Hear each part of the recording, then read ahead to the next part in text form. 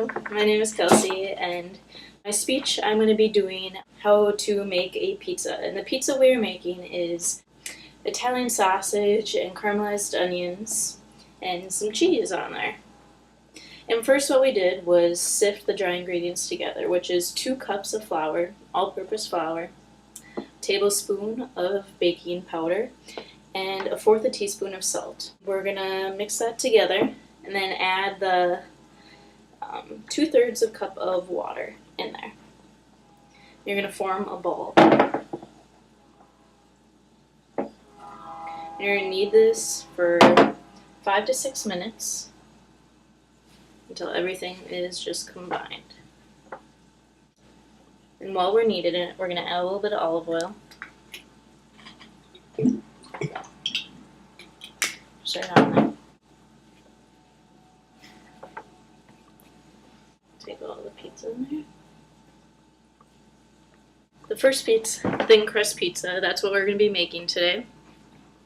The first thin crust pizza I had that was the best was when I went to New York, and it had to be the best pizza I've ever had. The crust was just nice and thin and a little bit crisp, and it was absolutely wonderful. Now what we're doing, we got the dough put together, and now what we're going to do is basically flatten it. And how we do that, I'm not going to use a rolling pin, I'm going to use my hands. You can kind of take it like this and kind of just pull it. We want it to be super, super thin. Pull it and scrunch it at the same time. I'm just going to make this super, super thin. Now if you want, you can use a rolling pin. It's probably a little bit easier, but I like mine to look really, really homemade. You can see the hand prints in there and everything, and I think it looks good. And then what I have is kind of like a pizza stone to put right in the oven. If you don't have one of those, you can use a baking sheet, whatever you want. And lightly grease it.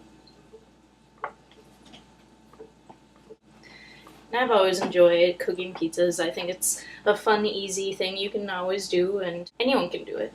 And I hope you guys try it. We're going to bake this at 400 degrees for 20 to 25 minutes.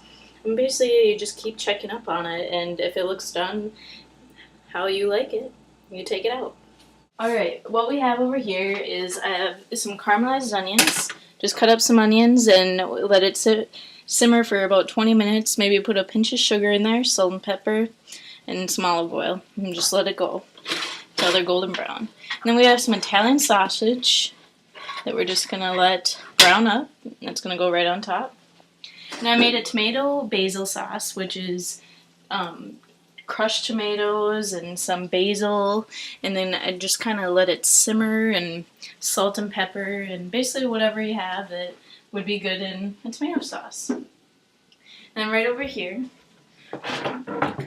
finish the pizza, you flattened it, and that's what it's going to look like. And you're just going to fill up the whole pizza stone. And now we're going to put this right in the oven for 20 to 25 minutes. And yeah. Halfway out of the cooking process, we spread the tomato basil sauce right on top, and we left 1/4 of an inch of crust on there, so you have something to hold it with. And then we put the sausage, onions, and we're about to put the cheese on. And also, you can just put anything you want on it. I had some onions, Italian sausage left over in my fridge. You could add anything you want. If you had some tomatoes, chop those up, put it in your sauce. Or you could, put slices of tomatoes right on top. Also, you can do little tiny pizzas for if you had guests over. You can make individual pizzas and do it how they would like their pizza. And even ask them to bring some food over and put it on their pizza. These are all great ideas that you can do at your own home. Our finished product just came out. We're just going to cut through it. Nice and cheesy.